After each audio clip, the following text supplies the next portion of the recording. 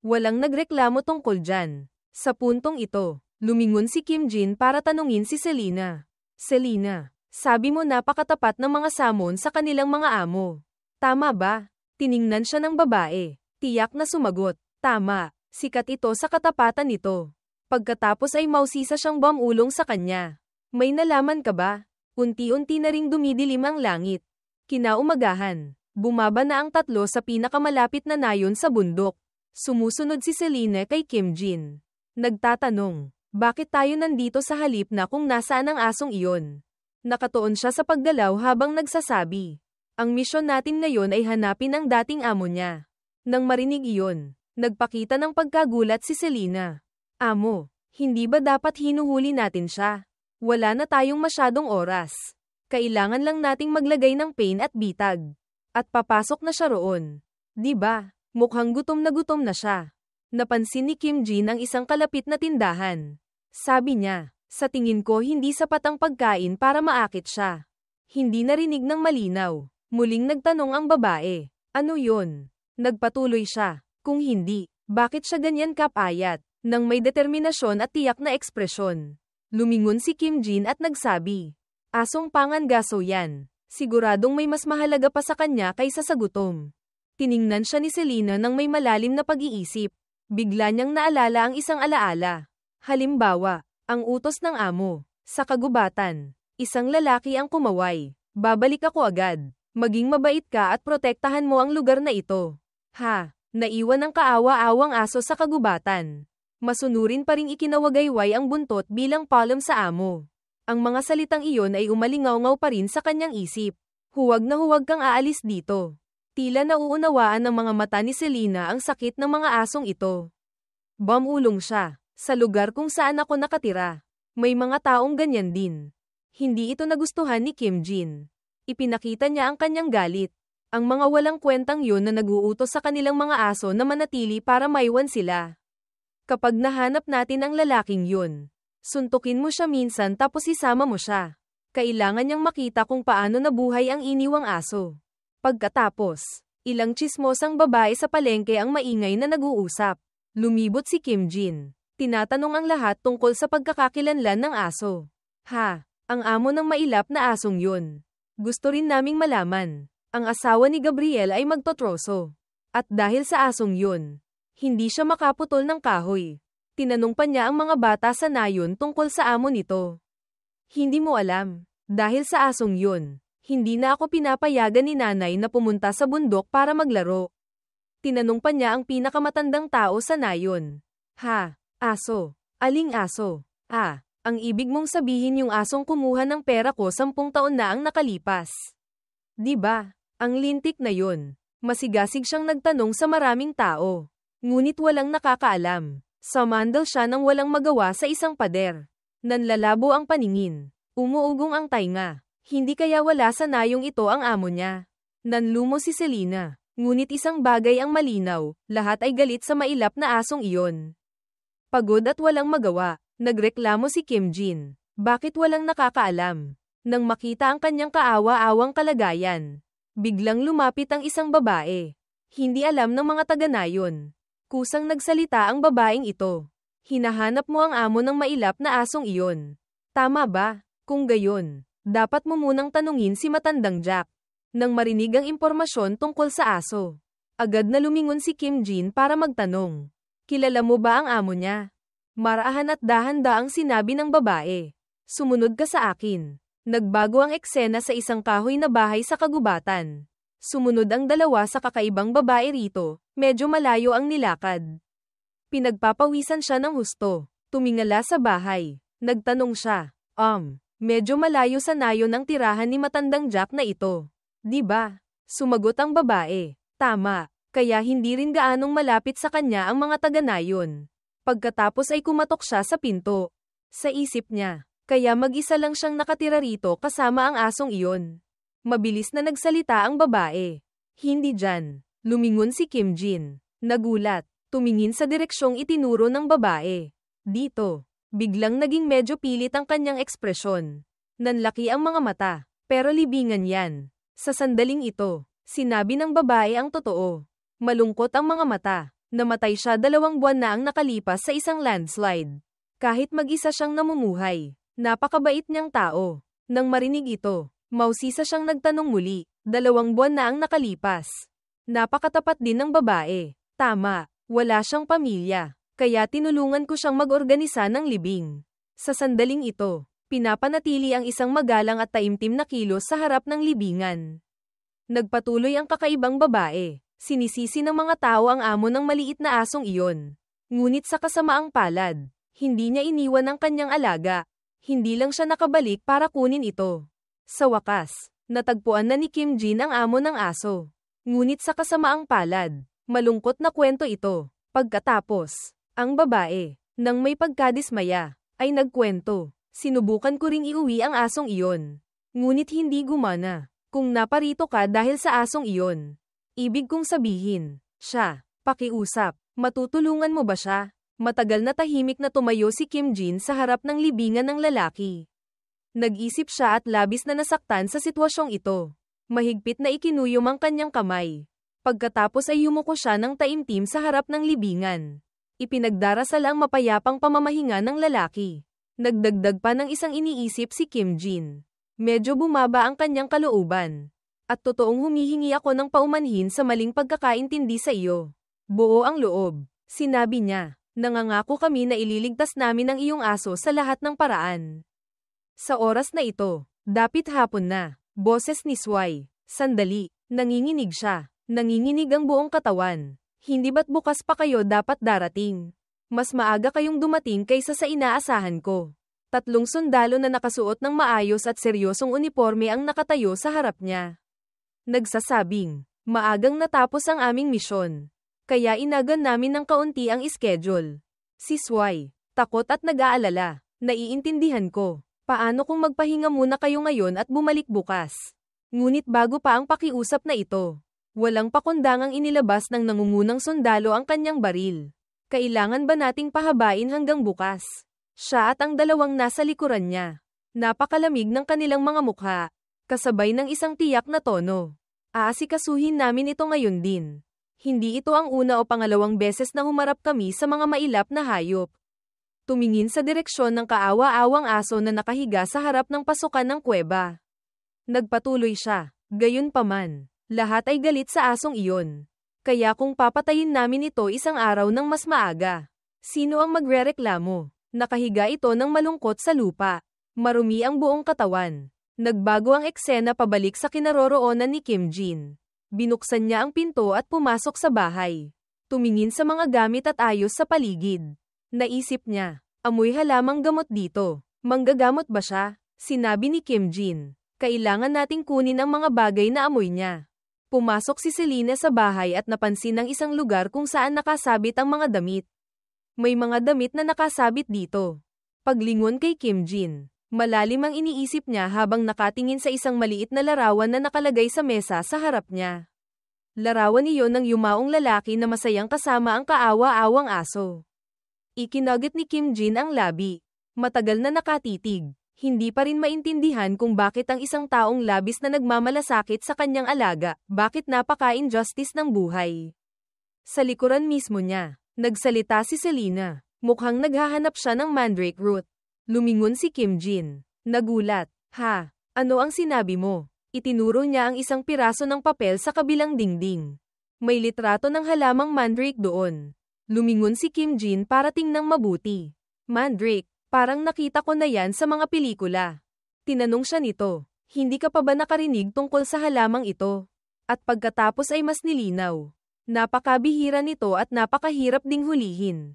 Ngunit napakahalaga nito. Kaya sino mang parmasyutiko ay magnanais na mahanap ito.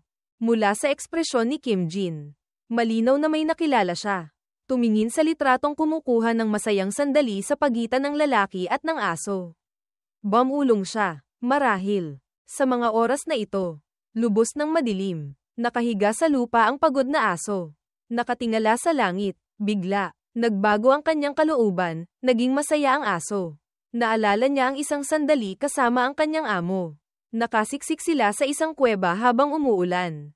Wow! Biglang bumuhos ang ulan. Noon, nagsindi pa ng mainit na apoy ang amo. Maghintay tayo rito hanggang tumila ang ulan. Malamig ang ulan, ngunit hindi lubusang napawi ng mainit na apoy ang ginaw ng aso. Napakabait ng amo. Gumamit siya ng tela para tuyuin ang balahibo nito. Mabait at banayad ang kanyang mukha habang sinasabi, "Mabuti na lang dinala ko ito. Kung sakali, huwag kang gagalaw. Kung mananatili kang basang-basa ng ganito, madali kang magkakasipon." Napakasaya nito at pinahahalagahan ang sandaling ito. Dinilaan ng aso ang kamay ng lalaki. Isang mapagmahal na kilos na para lamang sa mga pinahahalagahan niya. At mapaglarong sumiksik sa kanyang kandanggan. Haha, itong munting pasaway. Napakabait ng ngiti ng lalaki. Parang isang amang naglalambing sa kanyang anak. Tumingin sa labas sa ulan. Sinabi niya, "Ngunit swerte tayo. Nakahanap tayo ng masisilungan sa ulan." Casual na tumingin sa loob. Nagulat siya. Hindi ko inaasahang makakahanap ako ng kuweba rito. Pagkasabi nito, bigla siyang huminto. Nakakita siya ng isang halamang gamot sa loob ng kuweba. Sandali, halaman ba yun? Kumikinang sa madilim na kuweba na parang regalo. Lumapit ang lalaki at tiningnang mabuti ang kulay at hugis ng dahon nito. Ito ay isang mandrake. Sa sandaling iyon, labis siyang natuwa at napasigaw. "Oh, Panginoon sa itaas! Hindi ko kailanman naisip na makikita ko ito sa labas ng libro gamit ang sarili kong mga mata." Agad siyang nagpasya kung ano ang gagawin. Mausisang lumapit ang aso para tingnan. Wala nang oras para magtaka. Kailangan kong umuwi agad at kunin ang aking mga kasangkapan. Ang aso, naunawaan, ay umupo sa isang sulok para hayaang magtrabaho ang kanyang amo. Tumayo ang lalaki. Balak umuwi. Sumunod ang aso. Ngunit inutusan niya ito. "Hindi. Ako na lang mag-isa. Hindi naman kalayuan." Pagkatapos ay masayang lumingon at nangako sa aso. "Babalik ako agad. Kaya maghintay ka rito." Mabilis itong tumugon ng isang, "Oh." Bago umalis, ngumiti siya ng napakaliwanag. Puno ng walang hanggang kaligayahan ang kanyang puso. Tunay ngang maswerteng araw ko ngayon. Kaya, umuwi ang amo. Iniwan ang aso mag-isa sa kuweba kasama ang apoy. Naghihintay. Balak niyang umuwi, kunin ang kanyang mga kasangkapan. At pagkatapos ay bumalik para hukayin ang mahalagang halaman. Malakas ang buhos ng ulan. Ngunit mabilis siyang naglakad. Sabik na matapos ang gawain. Bigla, may kakaibang ingay. Tumingala siya. Nanlaki sa gulat ang kanyang mga mata. At pagkatapos, kadiliman na lamang. Ang malakas na ulan ay nagdulot ng pagguho ng lupa sa bundok. Natabunan siya kasama ng mga halaman at lupa. Hanggang sa maubos ang apoy sa kuweba. Naiwan lamang ang ilang troso. Nakaupo pa rin doon ang aso. Naghihintay sa pagbabalik ng kanyang amo. Patuloy nitong iniinat ang leeg. Nakatingin sa malayo. Hindi ito tumingin sa ibang direksyon. Naghihintay lamang sa kanyang pagbabalik. Isang bahaghari ang lumitaw sa kalangitan. Napansin ito ng aso at malakas na tumahol. At sa gayon, araw-araw, patuloy itong naghintay sa lalaki sa mismong pasukan ng kuweba. Maraming taong pumapasok sa gubat ang nakakasalubong sa aso. Hindi alam ang sitwasyon. Sila'y mausisa. "Ha? Anong ginagawa ng asong yan dito? Nakita ko na siya noong nakaraang linggo. At nandito pa rin siya." Tumingin sa kaawa-awang aso na walang tigil na nakaupo roon. Ang maliit nitong katawan ay nababalutan ng putik. Haka-haka nila. Sa itsurang ito, siguro inabandona na. No, dalawang lalaki ang naawa ngunit hindi nang ahas lumapit. Kawawa naman. Bigyan kaya natin ng makakain. Nagpasya silang lumapit, ngunit kakaiba. Kapag may lumalapit, nagiging agresibo ang aso. Umuungol ng hindi kaaya-aya. Ang kalagayang ito ay nakatakot sa dalawang lalaki. Tumalikod sila. Ano ba yan? Bakit bigla siyang naging agresibo? Masyadong delikado ito. Umalis na tayo agad dito. HMPH. Hindi katakatakang inabandona siya ng amo niya. Nanatiling ganoon ang aso. At araw-araw, buwan-buwan, hindi nito pinapalapit ang sinuman sa sarili o sa kuweba. Kapag wala ng panganib, bumabalik ito sa kuweba. Pagkatapos ay lumilingon ulit. Nakatayo sa pasukan, nakatingin sa labas, naghihintay sa pagbabalik ng kanyang amo. Mula umaga hanggang gabi, wala siyang kinakain, naghihintay lamang. Pagkatapos, maraming yabag ang lumapit, bumabalik sa kasalukuyan. Dumarating ang grupo ng mga sundalo at si Sway. Patuloy na gumagawa ng dahilan si Sway para maantala. Hindi kailangang magmadali ng ganito. Madilim na. Baka dapat bumalik na tayo sa kampo at magpahinga. Ngunit wala silang pakialam. At maya-maya'y nasa harap na sila ng kaawa-awang aso. Pagkakita pa lang nito sa mga tao, lumipat ito sa guard mode. Nagpakita ng ngipin bilang babala at kumilos ng agresibo. Sabi nila, nagdala ka ba ng sapat na tranquilizer darts? Dahil summon ito, marami akong dinala. Namumutla ang mukha ni Swai habang nagmamakaawa. Hindi ba talaga tayo pwedeng maghintay kahit isang oras pa? Talagang kumuha na ako ng tao para sagipin ang asong ito. Siya, na may pagmamahal sa mga hayop, ay ginawa ang lahat para protektahan ito. Sa nakikita ko, may nangyari siguro sa kanya. At hindi pa siya kailanman nanakit ng tao. Ang kanyang mga salita ay sinagot ng malamig na katapatan. Ginoo, ang sundalo, mahigpit na hawak ang baril, ay sumagot ng may matalas na tingin. Sa tingin mo ba naparito kami para lang makinig sa isang nakaaantig na kwento tungkol sa asong yan? Oo nga, maaaring malungkot na kwento ito gaya ng sinasabi mo. Gayunpaman, itinutok ang baril sa mukha ng kaawa-awang aso. Nagpatuloy siya. Ang aming misyon ay tiyakin ang kaligtasan ng publiko. Bigla, yumuko ito. Nakalawit ang dila habang humihingal. Sa sandaling iyon, malapit ng kalabitin ng lalaki ang gatilyo. Hindi inaasahan. Isa pang kamay ang lumitaw. Hinawakan ang baril. Si Selena iyon, na napapanahong dumating. Sabi niya, masyado kang nagmamadali. Kailangan naming sagipin ang mailap na asong ito. Kaya maghintay ka muna. Ang madilim na gabi ng aso ay parang nagkaroon ng bagong sinag ng liwanag. Ito ang boses ng kanyang amo. Masayang itinaas ng aso ang ulo. Ang lalaki iyon, ngumiti siya ng may pagmamahal at inilahad ang kamay. Matagal mo na akong hinihintay. Di ba? Nandito ako para iuwi ka. Naghihintay lamang doon. Walang tigil na ikinawagayway ng aso ang buntot. Lalong lumakas ang pagwagayway ng buntot nito. Nagpapakita ng labis na kagalakan. Nasuklian na ang lahat ng araw ng paghihintay nito. Nag-inat ito at tumahol. Ikinawagayway ang buong katawan. Masaya na parang nakalimutan na ang lahat ng maunas na araw. Tumakbo ito malapit sa kamay ng amo. Oo. Inilabas nito ang dila at dinilaan ang kanyang kamay. Pagkatapos ay tumalon ito kay Kim Jin. Nakasuot siya ng damit ng yumaong lalaki. Sinabi niya ang mga salitang kailangang sabihin sa ngalan ng amo. Patawad, hindi ako ang hinihintay mo. Ngayon, nang may mainit at mapagmahal na mga mata, hinaplos niya ang ulo nito. Uwi na tayo. Sa kalaliman ng gabi, sa gitna ng isang makapal na kagubatan, isang USA ang mabilis na tumakbo sa mga puno. Nanginginig ang mga binti na parang hinahabol ng mga demonyo. Nakatayo ang kanyang balahibo. Ang kanyang putol-putol na hininga ay pumuputol sa malamig na hangin. Matapos ang isang desperadong takbo, huminto ang USA. Nanginginig sa takot ang maliit nitong katawan. Ang malalapad nitong mga mata ay palingga-lingga sa sindak. Hindi kalayuan. Isang misteryosong madilim na anyo ang nagtatago sa likod ng isang sinaunang puno. Ang nagliliyab nitong dilaw na mga mata ay kumikinang. Matalas at nakakatakot, na parang gustong lamunin ang lahat. Bigla, isang nakapangingilabot na tunog ang umalingaw-ngaw mula sa kailaliman ng gubat, na naging dahilan upang magsipag-alisan ng isang kawan ng uwak sa langit. Isang malungkot na sigaw ang humalo sa gabi. Nagbago ang eksena kinaumagahan. Sa maliit na klinika ni Kim Jin. Isang veterinaryong sikat sa kanyang mainit na puso ngunit minsay mainitan ang ulo. Biglang bumukas ang pinto ng klinika. At isang babae ang sumugod papasok. Nanginginig ang boses. Doktor, tulungan niyo po ako. Ang baby ko. Hindi po gumagalaw ang baby ko. Tumingala si Kim Jin. Bahagyang kumunat ang noo. Ang mausisang tingin ay nakatuon sa nilalang sa harap niya. Sa harap niya ay isang kakaibang nilalang, na may malalaki, bilog, kumikinang na mga mata na parang panda. Ngunit maliit at mataba ang katawan na parang daga. Ito si Pinpin, mula sa pamilya ng hamster.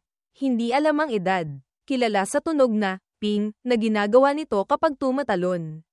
Sa sandaling ito, si Pinpin ay masugid na nilalamon ng isang tumpok ng pagkain sa harap nito.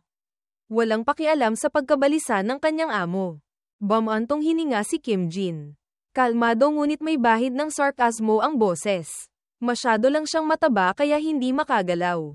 Nang marinig ito, mahigpit na niyakap ng amo si Pinpin. Tumutulo ang luha sa kanyang mukha. Garalgal ang boses. Nagsisinungaling ka. May sakit ang pinpin ko nitong mga nakaraang araw. 7 beses lang siyang kumakain sa isang araw. Paano siya tataba? Nagdilim ang mukha ni Kim Jin. Lumitaw ang mga ugat sa kanyang noo. Sinubukan niyang pigilan ang galit. Mababa ang boses.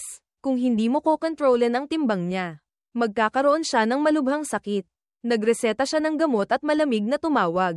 Susunod na pasyente. Muling bumukas ang pinto, at isang malalim at mainit na boses ang umalingaw-ngaw. Hello, kumusta ka nitong mga nakaraang araw? Tumingala si Kim Jin. Bahagyang nakilala nang makita si Swai. Isang matandang lalaki na may kalmadong kilos. Bumulong siya. Ikaw si. Biglang bumalik ang mga alaala. Si Swai at si Kim Jin ay sumali sa pagsagip kay Max. Isang matapang na aso. Matapos mawalan ng amo si Max, malungkot siyang nakahiga sa tabi ng puntod, na ikinalungkot ng buong nayon. Sa kabutihang palad, salamat sa masigasig na pangangalaga ni Swai. Unti-unting nagbukas muli ng loob si Max. Ngumiti si Kim Jin, ngunit umusbong ang pagkausisa. Pero bakit ka nandito? May problema ba kay Max? Bahagyang umiling si Swai, may misteryosong tingin sa kanyang mga mata. Hindi si Max. Naparito ako para rito. Isang tao mula sa likuran ang lumapit. May dalang lumang kahoy na kahon at inilagay ito sa mesa ni Kim Jin. Nang buksan ang takip, natigilan si Kim Jin. Sa loob ay isang ugat ng mandrake. Mukhang ginseng. Nakahiga na nakatukod ang mga kamay. Nakapikit na parang natutulog. Isang salamin na simboryo ang bumabalot sa halaman, na nagpapamukha ritong kakaiba at mayabang. Nanlaki ang mga mata ni Kim Jin. Ito ay ugat ng mandrake. Si Selina, ang kanyang matalinong assistant, na nakatayo sa likuran, ay nagsalita. Kakaiba. Karaniwang nakabaon ng malalim sa ilalim ng lupa ang mga ugat ng mandrake. Bakit nakausli ito? Bumantong hininga si Swai at nagpatuloy sa kanyang kwento. Ang halamang ito ay natagpuan ng yumaong iyon. Itinuring itong kanyang pribadong pag-aari. Nang itanim ko ulit, bigla itong umangat at sumigaw araw at gabi na parang kaluluwang ligaw. Sa tuwing tatabyunan ko ito ng lupa, hinuhukay niya ulit, hindi na makayanan ng mga taga-nayon. Marami ang nabasag ang eardrums dahil sa kanyang mga sigaw. Hinaplos ni Selina ang kanyang baba. Kumikinang sa pagkausisa ang kanyang mga mata. Narinig ko na may mga halamang mandrake na napakaselen sa kanilang kapaligiran. Marahil hindi niya gusto ang kasalukuyang lokasyon niya. Nagkibit balikat si Swai. May pagkawalang magawa sa mukha. Mas mabuti kapag tulog siya. Pero kapag nagising siya, impyerno talaga. Itinulak niya ang kahon patungo kay Kim Jin. Nagmamakaawa ang boses, Doktor. Pakiasikaso naman itong bagay na ito para sa akin. Nakikiusap ako sa iyo. Nagulat si Kim Jin. Natataranta. Ha, dalubhasa ako sa mga hayop. Hindi sa mga halaman. Lumapit si Swai. Seryoso ang boses. Ang bagay na ito ay hindi halaman. Hindi rin hayop. Isa itong halimaw. Isang demonyo. Ngumisi si Kim Jin. Sarkastiko ang boses. Kung gayon, bakit hindi mo dalhin sa simbahan sa halip na sa klinika? Sakto namang bahagyang gumalaw ang mandrake. Namaga ang mga asol na ugat sa ulo nito. Nataranta si Swai at sumigaw. Malapit nang magising ang demonyong yan. Agad na tumalikod ang grupo at tumakbo palabas ng pinto na parang hinahabol ng multo. Sumigaw pabalik si Swai. Iniiwan ko na yan sa iyo. Si Kim Jin, galit na galit, ay umungol. Hoy, huwag mong ipasa ang responsibilidad ng ganyan. Nang mawala na ang grupo, ikinuyom ni Kim Jin ang mga kamao. Bumubulong. Nakakita na ako ng mga taong nag-iiwan ng hayop. Pero sa edad na 23, ngayon lang ako nakakita ng taong nag-iiwan ng halaman. Kalmadong binuksan ni Selina ang salamin na simboryo. Nakangiti. Bueno, maganda naman. Ang mandrake ay isang mahalagang halamang gamot. Ang mga dahon at tangkay nito ay makapagliligtas sa mga naghihingalo. At ang ugat nito ay makapagbibigay buhay pa. Kumunat ang noo ni Kim Jin. May pagdududa sa boses. Gaano man ito kabihira. Kung hindi mo ito makokontrol, wala rin itong silbi. Sakto namang iminulat ng mandrake ang mga mata. Ang matalas nitong tingin ay lumibot sa silid. Mabilis na nagbabala si Selina.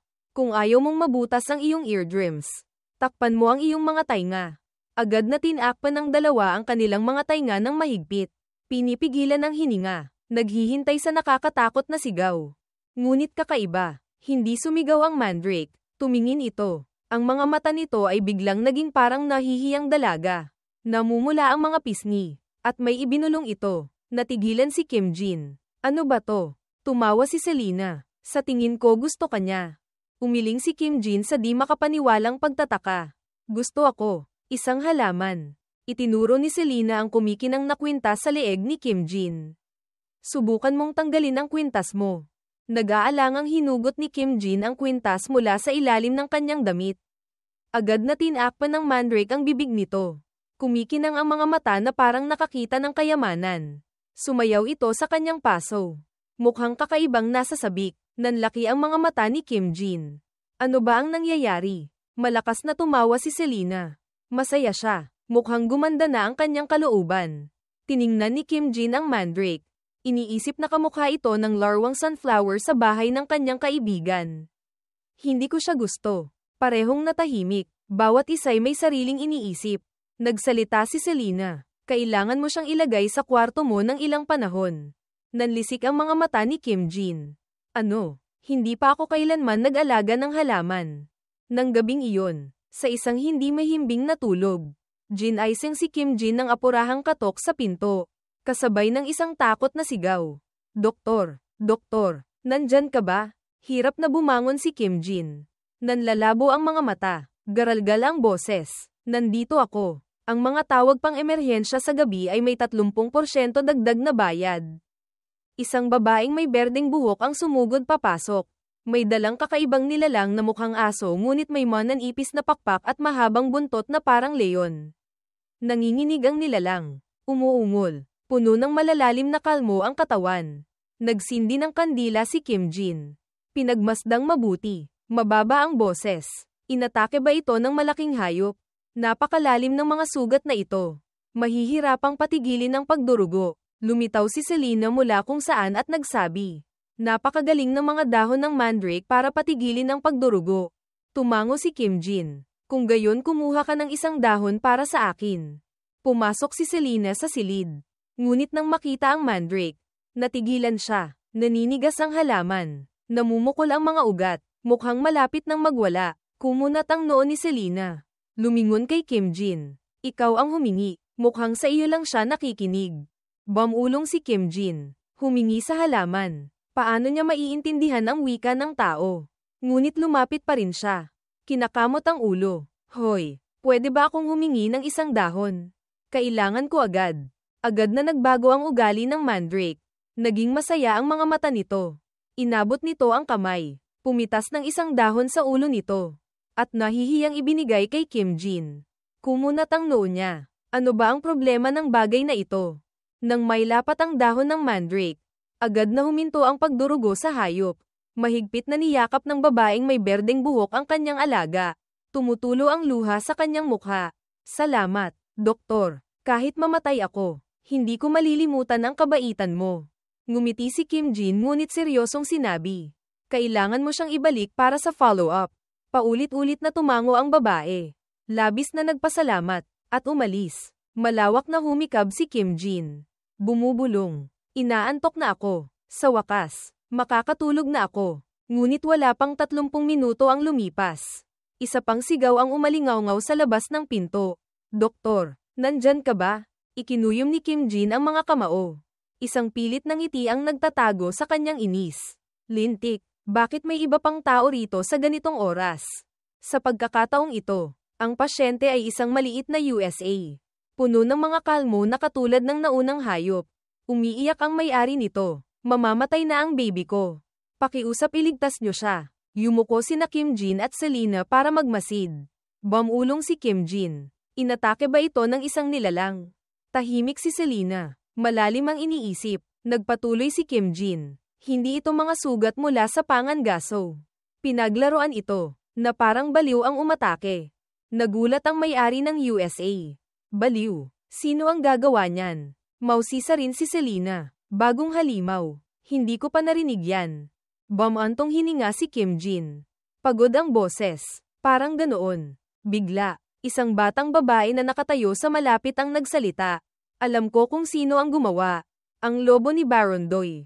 Mahilig siyang dalhin ang kanyang lobo sa gubat para paglaruan ang mga mas mahihinang hayop. Nagdilim ang mukha ni Kim Jin. Nanginginig sa galit ang boses. Imposible. Ganyang kabaliw. Wala bang batas sa proteksyon ng hayop sa mundong ito? Paano nila hinahayaan itong mangyari?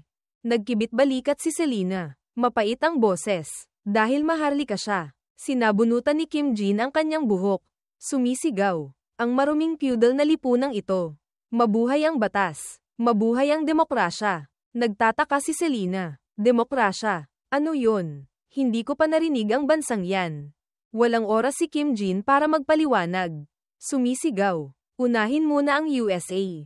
Bilisan mo. Makalipas ang isang linggo, ang klinika ni Kim Jin ay puno pa rin ng mga gabing walang tulog. Ang mga katok at tawag na, doktor, ay patuloy na umalingaw-ngaw sa kalagitnaan ng gabi. Umupo si Kim Jin. Maitim ang bilog sa ilalim ng mga mata na parang panda.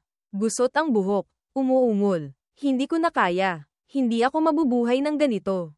Sa labas sa kalye, isang pulutong ang nagtipon sa harap ng mansyon ni Baron Doily. May hawak na mga banner.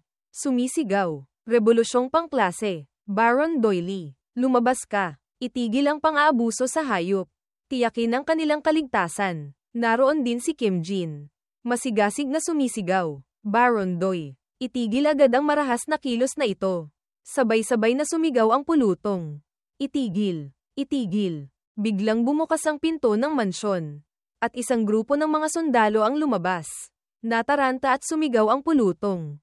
Mga sundalo ng Baron. Sumigaw ang pinuno. Sino si Kim Jin? Napapitlag si Kim Jin. Kumakabog ang puso. Iniisip. Nakilala na ako agad. Mabilis kumalat ang balita. Nautal siya. Ako po. Ngunit sa halip na arestuhin. Sabay-sabay na nagbigay pugay ang mga sundalo. Yumuko sa kanya. At sinabi ng pinuno, ihahatid namin kayo sa kastilyo. Tulala si Kim Jin. Gulong-gulo ang isip sa isang dosenang tanong. Sa loob ng kastilyo, isang lobo ang nakahandusay sa sahig. Puno ng kalmo ang leeg. Lumitaw ang impormasyon, pangalan, Maria. Species, Bloodfang Wolf. 11 buwan. Partikular na mahilig sa kamote. Nakatayo si Baron Doily sa tabi nito. Nagmamakaawa ang boses. Tumutulo ang luha sa kanyang mukha. Pakiusap iligtas mo si Ma. Ibibigay ko sa iyo ang kahit anong gusto mo. Nagkatinginan sina Kim Jin at Selena. Natigilan. Iniisip, ano ba ang nangyayari? Kinaumagahan. Ang maliit na pamilihan ng bayan ay nagkakagulo na parang nasirang pugad ng pukyutan. Nagtipon ang mga tao sa mga grupo. Bumubulong tungkol sa mga nakapangingilabot na pangyayari noong nakaraang gabi. Mga matang puno ng takot at pagkausisa. Isang lalaking balbon ang ikinakampay ang mga braso. Malakas ang boses. Narinig niyo na ba? Isang halimaw ang lumitaw sa kanlurang gubat. Maging ang lobo ng Baron ay inatake nito. Isang matandang babae na nakatayo sa malapit, nakapameaywang, ay agad na sumagot, hindi lang basta halimaw. Sabi nila dambuhalang halimaw daw yun na kumakain ng tao. Nang inig ang pulutong, umalingaw-ngaw ang mga bulungan na parang alon. Isang batang mag-asawa ang magkayakap. Namumutla ang mga mukha, hinawakan ng asawang babae ang ulo. Kaawa-awang nananaghoy, wala nang pag-asa ang nayong ito. Ano ang gagawin natin? Tumango ang kanyang asawa. Takot na takot ang mga mata. Kailangan nating tumakas sa ibabang nayon bago mahuli ang lahat. Bigla, isang matangkad na binata ang lumitaw sa gitna ng pulutong. Itinaas ang kamay at sumigaw. Ang boses ay kasing lakas ng isang mang-aawit ng opera. Hoy, lahat, huwag kayong matakot. Naglunsad na si Baron Doy ng kampanya para talunin ang halimaw. Naghiyawan ang buong pamilihan. Buong pagmamalaking nagpatuloy ang binata. Naglagay sila ng malalaking bitag sa gubat. Nagpapatrolya ang mga sundalo araw at gabi. Sa lalong madaling panahon, mahuhuli rin ang halimaw na yon.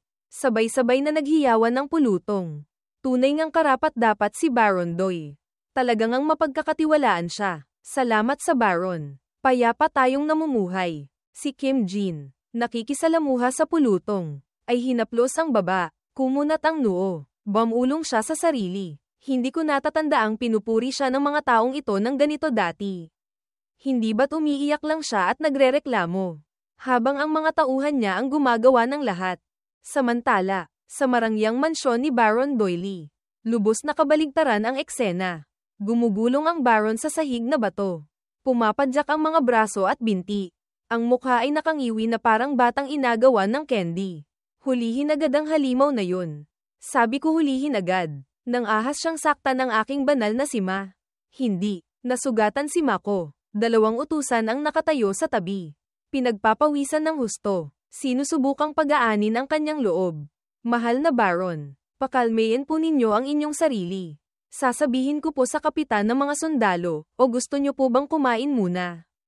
Nagpumiglas si Doily. Sumisigaw. Ayokong kumain. Ayokong kumain. Sa labas, patuloy na sumisigaw ang pulutong.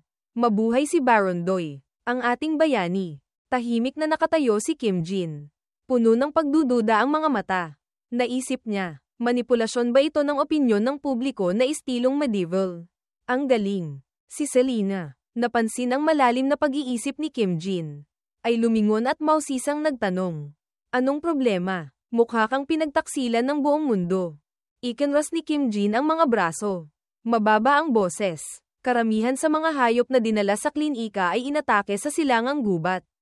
Tama ba? Ngunit si Ma ay inatake sa kanlurang gubat. 1 kilometro ang layo mula sa nayon. Nakatuon ngayon ang mga sundalo ng Baron sa pangangaso ng halimaw sa kanluran. At walang pumapansin sa silangang gubat. Hinaplos niya ang baba. Kumikinang na parang detective ang kanyang mga mata. Siyempre, lohikal na magtuon sa kung saan kalalabas lang ng halimaw. Ngunit ang pagpapabeya sa silangang gubat ng ganito, may mali. Tumango si Selena. Nagliwanag ang mga mata. Hindi ko inaasahang ganyan karaming kainahinalang punto. Halos hindi kailanman pumupunta ang mga taga-nayon sa kanlurang gubat. Kumunat ang noo ni Kim Jin. Bakit? Ibinaba ni Selena ang boses na parang nagkukwento ng multo. Sabi nila puno raw ng mga nakakatakot at nakakakilabot na bagay ang kanlurang gubat. Nanlaki ang mga mata ni Kim Jin. Mga kwentong multo. Bago pa siya makapagtanong pa. Sumilip ang may-ari ng isang kalapit na tindahan mula sa bintana. Malakas ang boses. Paumanhin kung pinaghintay ko kayong dalawa. Tuloy kayo. Inilagay niya ang isang kahoy na kahon sa harap ni Kim Jin. Sa loob ay 3 hiringgilyang salamin. Kumikinang na may gintong ningning. Buong pagmamalaki niyang idineklara. Tapos na ang in-order mo. Espesyal na pinatibay na salamin na may halong albarium powder na hindi tinatablan ng init at hindi nababasag. Isang patong na balat ng USA na hindi tinatablan ng tubig. At mga karayom na gawa sa ginto at tinunaw na metal. Lahat ay hinaipan ko mismo. Unti-unti, hawak ni Kim Jin ang hiringgilya. Nagniningning ang mga mata. Hindi maitago ang kanyang tuwa. Wow! Ang galing ng teknolohiya sa mundong ito. Purong gawang kamay. Hindi. Gawang bibig. Dapat tawaging gawang bibig. Pinunasan ng may-ari ng tindahan ang pawis. Nahihiyang ngumiti. Sinunod ko ang iyong draft. Ngunit napakahirap. Unang beses kong gumawa ng ganito, hindi ko na ito mauulit. Malakas na tumawa si Kim Jin at tinapak ang kanyang balikat.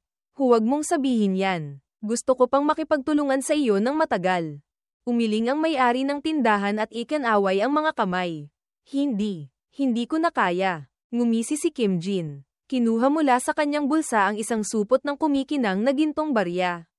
Puno ng tukso ang boses. Paano kung babayaran kita ng malaki? Nagliwanag ang mga mata ng may-ari ng tindahan. Agad niyang kinamayan si Kim Jin. Malapad na nakangiti. Gagawin ko ang lahat ng makakaya ko. At sa gayon, isang samahan ang nabuo. Hindi nagtagal. Lumitaw ang mga bagong produkto, mga espesyal na pinatibay na bote ng swero na gawa sa salamin.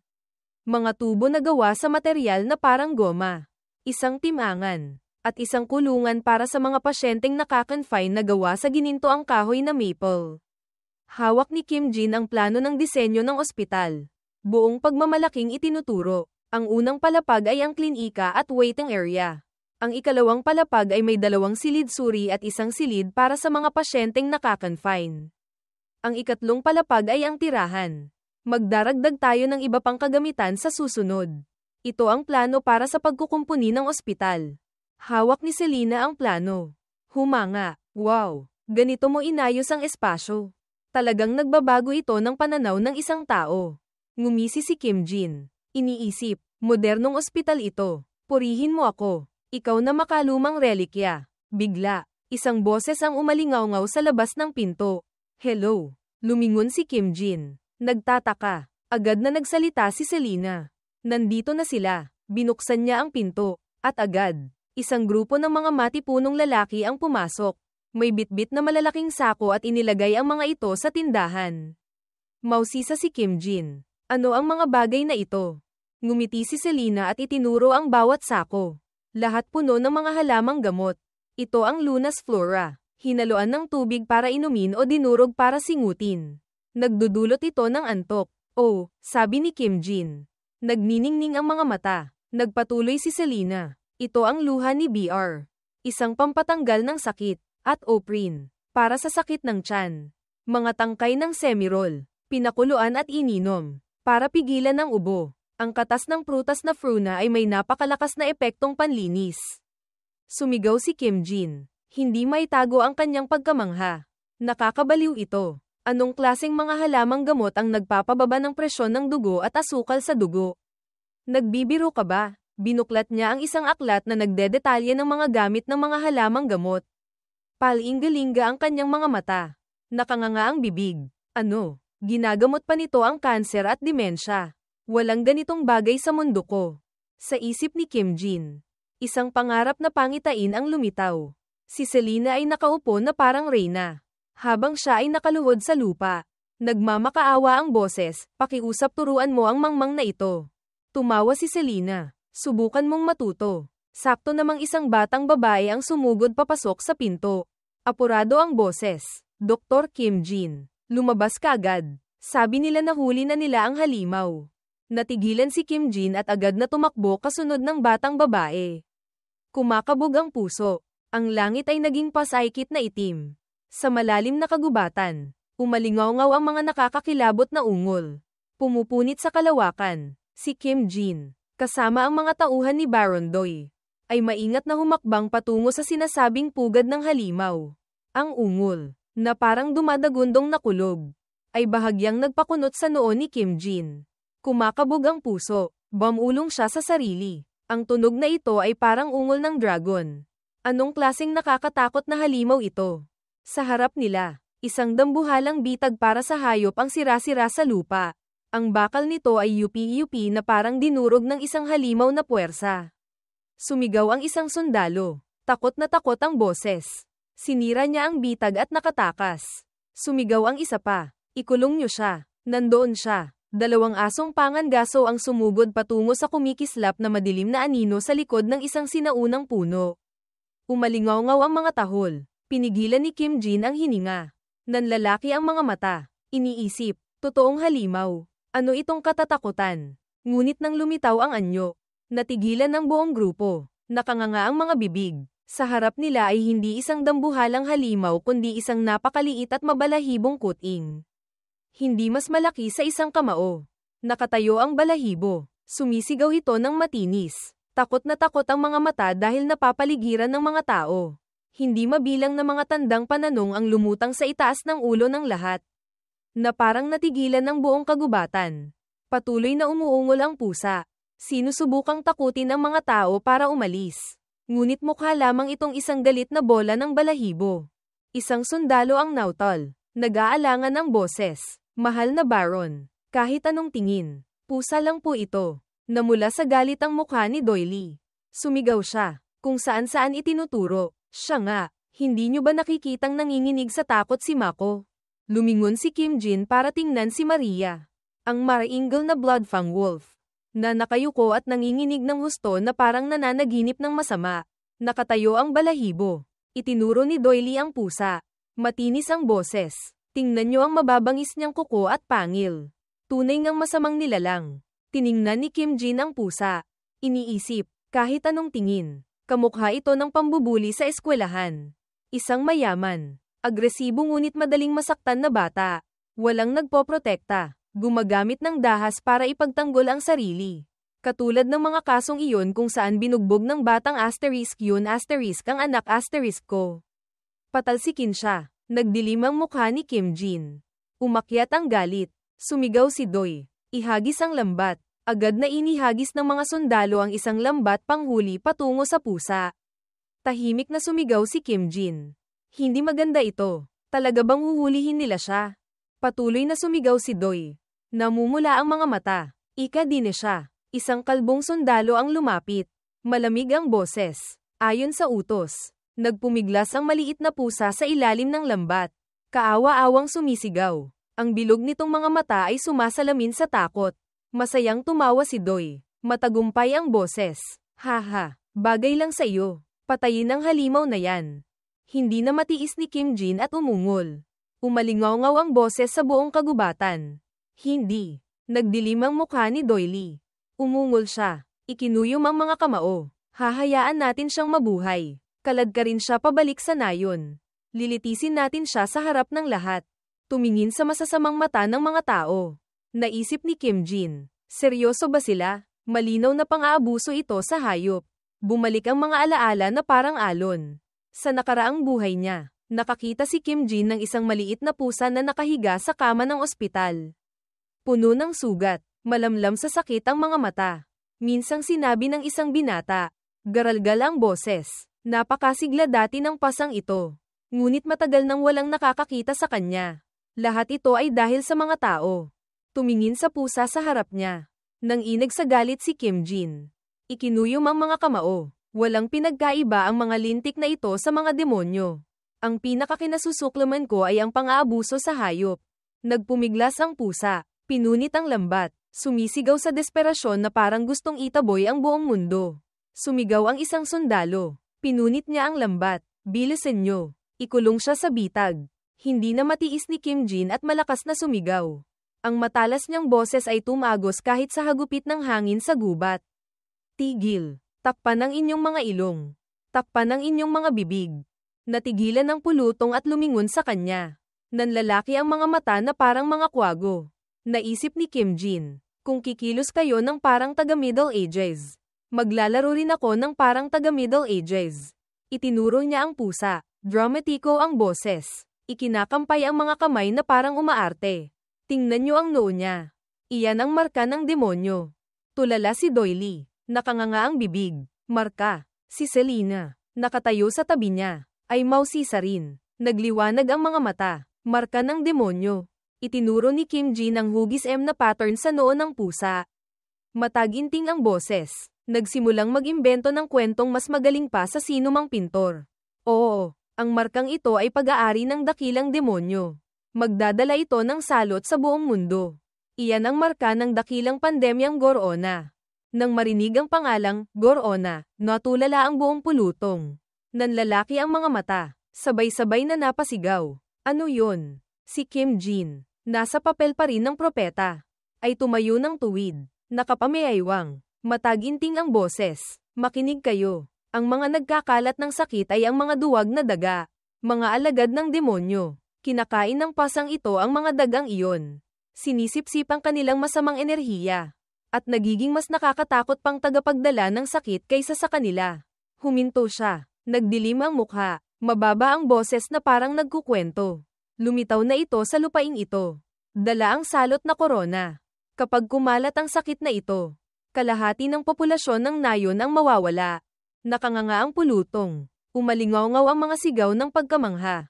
Ha? Ano ba yan? Sa buong buhay ko hindi pa ako nakarinig ng sakit na yan. Isang sundalong namumula ang mukha ang itinuro si Kim Jin at umungol. Sa tingin mo mga tanga kami. Si Doi Lee, pinagpapawisan ng husto, ay biglang nagsalita. Nanginginig ang boses. Sandali, lumingon ang sundalo at tumawag ng malakas. Mahal na Baron. Ngunit hindi sumagot si Doi Lee. Namumutla ang mukha. Tumutulo ang pawis sa lupa. Lumingon siya kay Kim Jin. Seryoso ngunit may bahid ng takot ang tingin. Totoo ba ang sinasabi mo? Kalmado pa rin si Kim Jin. Tumango. Tiyak ang boses. Opo, sa aking bayan. Minsan nang nanalasa ang salot na ito. Para talunin ang demonyong iyon. Kinailangang labanan ng buong mundo ang salot. Luminok si Doi Lee. Nanlalaki ang mga mata. Ang ibig mong sabihin, ang pasang iyon ay alagad ng demonyo. Tumango si Kim Jin. Walang pakialam ang mukha. Tama, ngunit maliit pa siya kaya makokontrol pa natin. Sa aking bayan, Gumawa kami ng panlunas. Magagawa rin natin dito. Lumingon siya kay Selena. Paulit-ulit na komendat. Nagmamakaawa ang tingin. Pakiusap suportahan mo ako. Tama ba ako? Selena. Si Selena. Matapos ang engranding talumpati ni Kim Jin, ay mukhang tulala pa rin na parang nahulog sa ibang universo. Nag-atubili siya. Hindi alam kung paano sisigot. Ngunit nang makita ang nagmamakaawang tingin ni Kim Jin, casual siyang sumagot. Posible. Kung gagamitin natin ang dugo ng pasang iyon kasama ng mga halamang gamot, makakagawa tayo ng panlunas para sa salot. Ikinagit ni Kim Jin ang labi. Iniisip, panlunas para sa salot, masyado yata akong nagpapantasya. Ang sundalo, nagdududa pa rin, ay sumigaw. Ginoo, masyadong walang katuturan ito. Si Doily, matapos ang ilang sandaling paghaplos sa baba, ay seryosong nagsabi, bibigyan kita ng 1 linggo. Kim Jin, gamutin mo ang nilalang na iyon at dalhin mo siya sa kastilyo. Pagkatapos ay papatayin natin siya sa harap ng buong bayan. Pagbalik sa klinika, huminga ng maluwag si Kim Jin. Pinupunasan ang pawis sa noo. Phew, muntik na. Salamat, Selena. Mas magaling ka palang magsinungaling kaysa sa inaakala ko. Ngumisi si Selena. Walang pakialam ang boses. Hindi ako nagsinungaling. Nanlaki sa pagtataka ang mga mata ni Kim Jin. Ha? Nagpatuloy si Selena. Kumikinang na parang baliw na siyentipiko ang kanyang mga mata. Totoo, makakagawa tayo ng panlunas mula sa dugo ng pusa at sa halamang mandrake.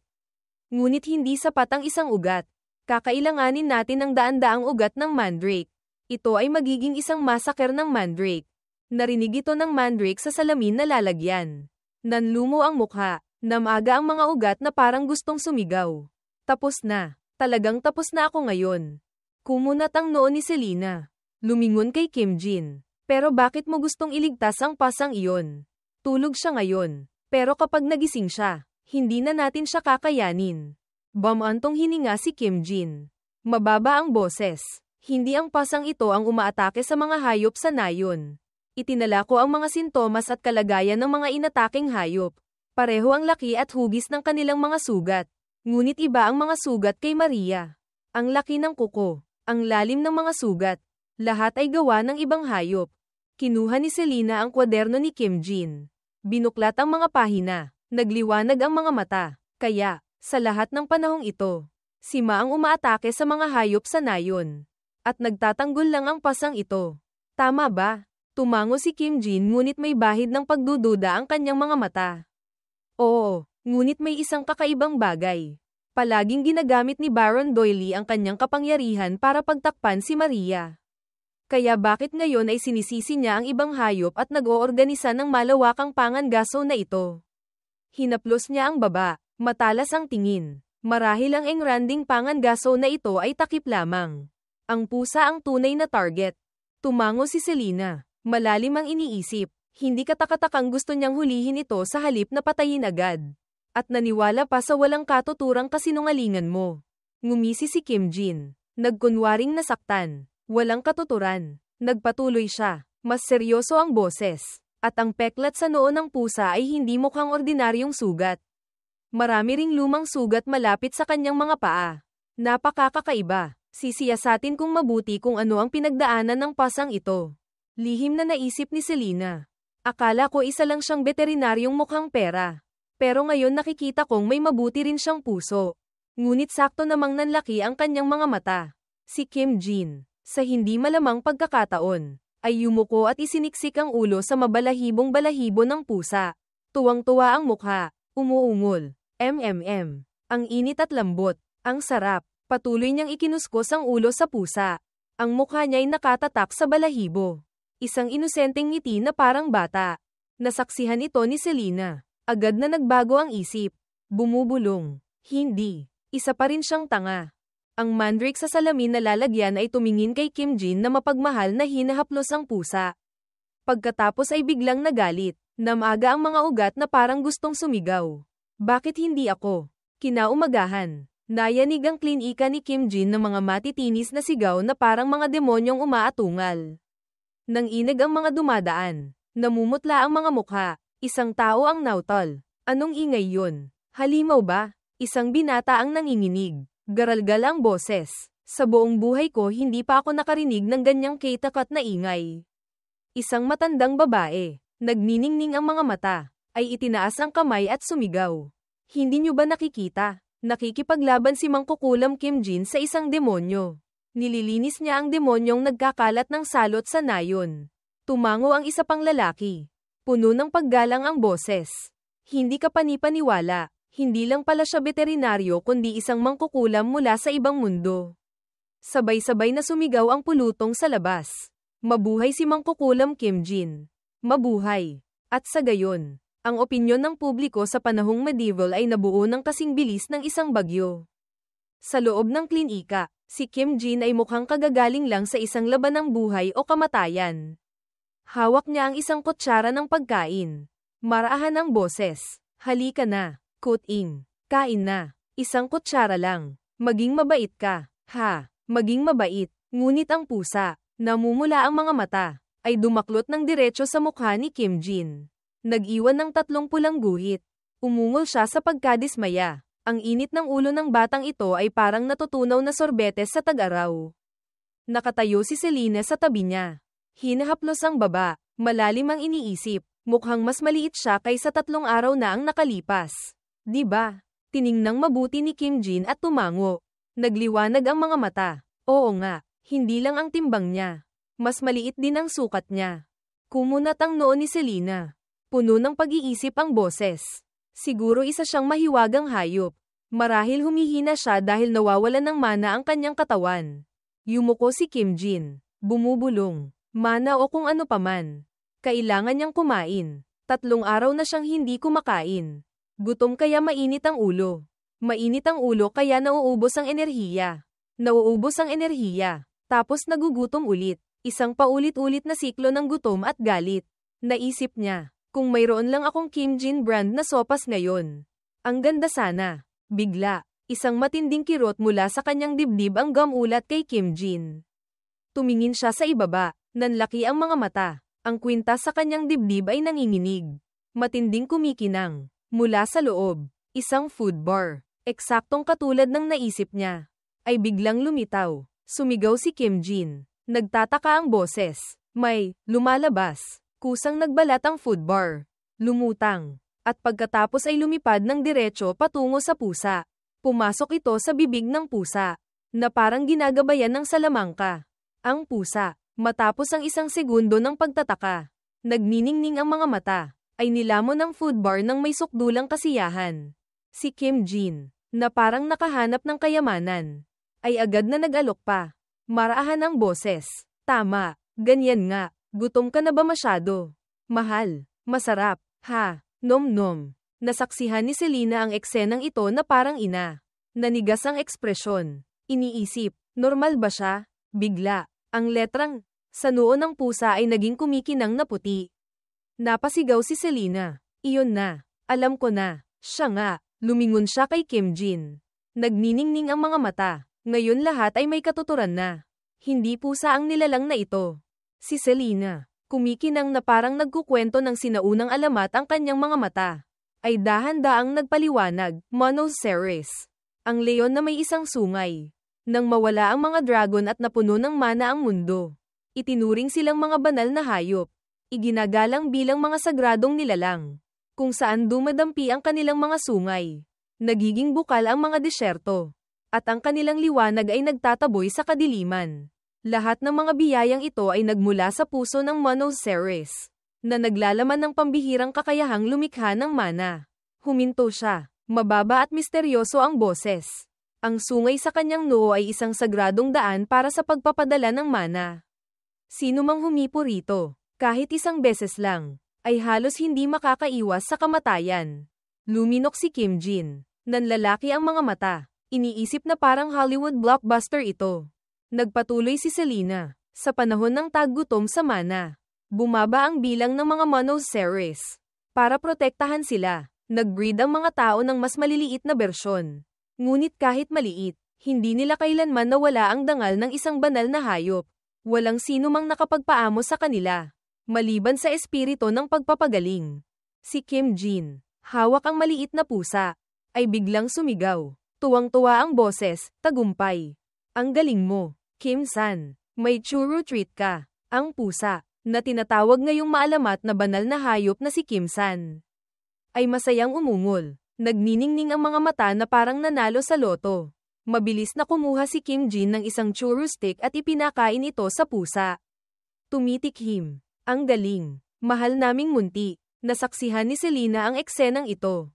Nagdilim ang mukha. Bumubulong. Kapahamakan. Diyos ko. Magiging zoo na yata ang klinikang ito.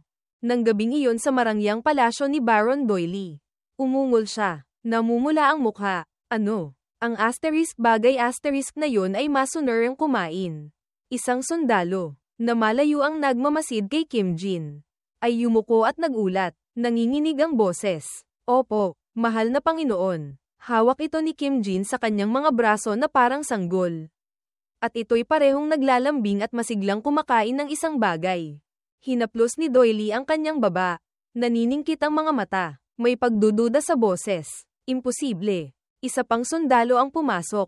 Namumutla ang mukha. Mahal na Panginoon. Hindi makatulog ang mga sundalo dahil sa demonyong liyong iyon. At ngayon may salot pa. Hindi talaga ordinaryong pusa ang pasang iyon. Diba? Hindi kayang paamuin ng mga tao ang isang Monoceros. Kahit nawalan na sila ng kapangyarihan. Ibinaba niya ang boses na parang takot na marinig. Sa pinakamasamang sitwasyon, ang mana sa kanilang katawan ay magiging lason at sila'y kusang sasabog. Ang kapangyarihang iyon ay napakatindi na maaaring bumagsak ang isang buong bansa dahil sa salot na idudulot nito. Kumunat ang noo ni Doily. Naaalala ang mga salita ni Kim Jin. Malalim ang iniisip. Sinabi ni Kim Jin na ilang taong nilabanan ng kanyang mundo ang salot. Ngunit narinig kong hindi kailanman kumakain ng pagkaing bigay ng tao ang mga Monoceros. May sikreto kaya ang batang yun. Kinaumagahan. Sa klinika. Isang malinaw na boses ang umalingaw-ngaw. Susunod na pasyente. Tagapag-alaga ni Bing Ferry. Pakipasok sa silidsuri. Si Pio iyon. Ang bagong empleyado. Ang boses ay kasing linaw ng isang pilak na kampanilya. Ngumiti siya ng malapad. Dito po ang klinika. Sa loob. Titimbangin namin ang inyong alaga. Pinanood ni Kim Jin ang mataong eksena. Ang puso'y kasing saya ng isang pista. Iniisip, ito ang dapat na klinika. Dati. Parang libreng bahay ampunan. Sa loob, nakasimangot si Selena. Matalas ang boses. Hoy, ang ingay. Ang batang babae, may hawak na maliit na oso na nagngangalang Jean Puppet, ay tumawa. Gumagawa na siya ng ingay kahit nakatayo lang. Nagdilim ang mukha ni Selena. Nagbabanta ang boses. Gusto mong ay gawa kita ng spell para manahimik ka ng tuluyan. Sumigaw si Kim Jin mula sa labas ng pinto. Selena. Ang pangit ng serbisyo sa customer dito. Totoo nga, ang klinika ngayon ay parang isang larangan ng digmaan. Isang customer, tinamaan ng spell ni Selena. Ang kanyang telepono ay mukhang binaril ng tranquilizer gun. Habang sumisigaw siya, sinabi ko nang hindi pa ikaw. Pumila ka. May isang araw pang ang nag-half day si Selena. Nag-iwan ng sulat kamay na tala sa mesa. Wala ako sa mga susunod na araw. Lagda, Selena. Hawak ni Kim Jin ang tala. Namumukol ang mga ugat, at umungol. Ano ito? Sulat kamay pa. Lehitimong dahilan na ito para tanggalin sa trabaho. Diba? Sa tingin mo ba veterinaryo ka o ano? Maging ang mga veterinaryo ay hindi gumagawa nito. Para sagipin ang sitwasyon, agad na inimbitahan ni Kim Jin si Pio, ang kapitbahay, na magtrabaho ng part-time ng ilang araw. Ang minimum na sahod sa mundong ito ay isang pilak na barya bawat oras. Ngunit bukas palad na nag-alok si Kim Jin ng dalawa. Agad na tumango si Pio. Sige, hindi inaasahan. Mabilis na naging bituin si Pio. Napakagaling ng serbisyo sa customer. At mahal na mahal niya ang mga hayop. Hawak niya ang isang maliit na uod. Kumikinang ang mga mata. Oh, itong Marvel Vo. Inaalagaan ko rin sila noong bata ako. Ang masipag at sabik na ugali ni Pio ay nakaantig kay Kim Jin.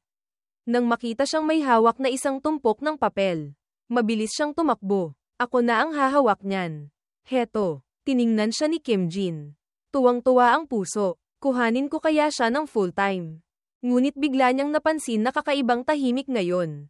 Karaniwan, maingay na parang magulong palengke. Nag-uungulan at nag-aaway ang mga alaga ng customer na parang aso't pusa. Ibaba mo ba yung bagay na yan o ano? Sino ka ba sa tingin mo? Inirapan ni Kim Jin ang mga mata.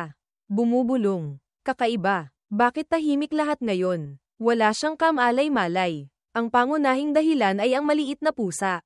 Si Kim San, na nakasampa sa kanyang balikat. Ang matalas nitong mga mata ay lumilibot sa lahat, na nagpapanginig sa lahat ng alaga na parang dahon. Malakas na tumawag si Pio. Susunod na pasyente. Pakipasok. Isang batang lalaki. May bitbit na nilalang na parang panda. Ang pumasok. Nanlaki ang mga mata ni Kim Jin. Sandali. Ito si Pinpin. Tumingin sa kasalukuyang itsura nito. Naisip ni Kim Jin. Anong nangyari? Noon, mahigit 5 tail lang ang timbang niya. Ngayon siguro mahigit 10 kg na. Itinuro niya ang nilalang. Nagtataka ang boses. Hamster na ganito kalaki. O panda ka ba? Ngumisi ang may-ari. Ang batang lalaki. Hamster. Imposible. Isa siyang flopper. Natigilan si Dr. Kim Jin. Kinakamot ang ulo. Oo nga pala. Flopia ang tawag nila rito. Lumapit ang batang lalaki. Kumikinang ang mga mata. Alam mo kung ano ang flopia. Di ba? Kumunat ang noo ni Kim Jin. Nautol. Hindi naman. Mabilis na sumaklolo si Pio. Maningning ang boses. Galing sa ibang mundo si Dr. Kim Jin kaya iba ang ginagamit niyang salita. Kaya niya nagagamot ang mga sakit na hindi alam ng mga doktor dito. Tumango ang batang lalaki. Humanga. Kaya pala nag-aral ka sa ibang bansa. Naitatag ang reputasyon ni Kim Jin. Sumenyas siya kay Pio. Mapagbigay ang boses. Full-time ka nang tinanggap. Nagsaya si Pio. Nagniningning ang mga mata. Salamat po. Bumalik si Kim Jin sa flopper. Seryoso ang boses. Bakit ang taba ng batang ito? Medyo maganda ang kondisyon niya. Espesyal ang kulay ng balahibo niya. Ngunit ang istruktura ng buto niya ay hamster pa rin. Naapektuhan kaya siya ng kung anong salamangka kaya lumaki siya ng higit sa normal. Bigla, si Kim San, mula sa likuran, kumislap ang mga mata at pagkatapos ay naningkit. Sumugod ito patungo sa flopper, na naging dahilan para sumigaw si Kim Jin. San, hindi. Sa harap ng banta, biglang nahati ang flopper sa 3 mas maliliit na katawan.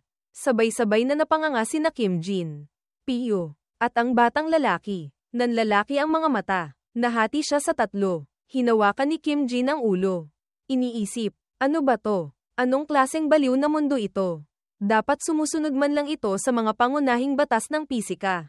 Ang batang lalaki, tulala, ay niyakap ang 3 pinpin.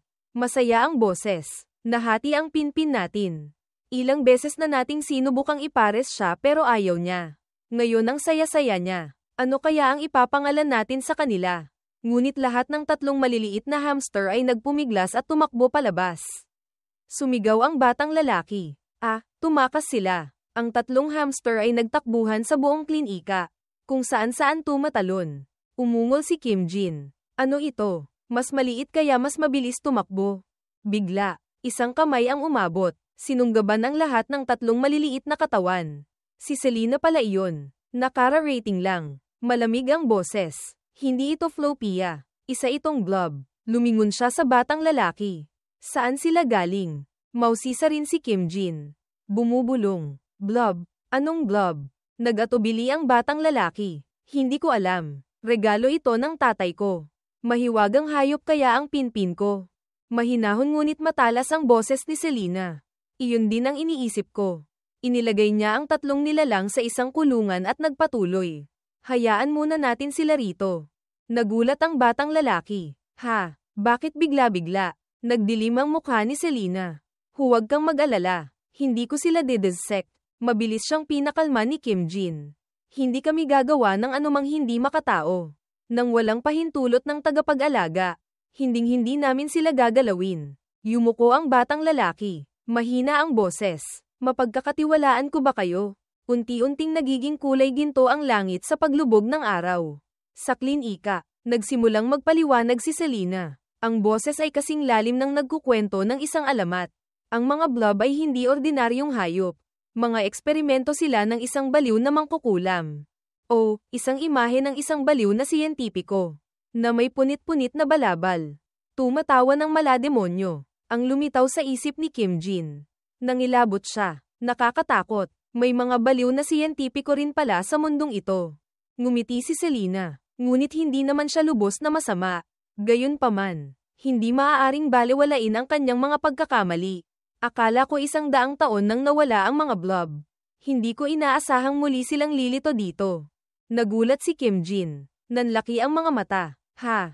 Ilang taon ka na? Naisip niya. Kanina pa ako nagtataka kung bakit parang matandang babae siyang magsalita. Bigla, si Kim San, mula sa likuran, ay malakas na umungol. Nakatayo ang balahibo. Nagulat si Kim Jin. San, anong problema mo? Sakto namang mula sa labas ng pinto. Isang malakas na tawag ang umalingaw-ngaw. Kim Jin, buksan mo ang pinto. Lumingon sina Kim Jin at Selena. Natigilan. Ang mga taong kumakatok sa pinto ay walang iba kundi ang mga tauhan ni Baron Doi. Nakatayo ng matikas sa harap ng klinika.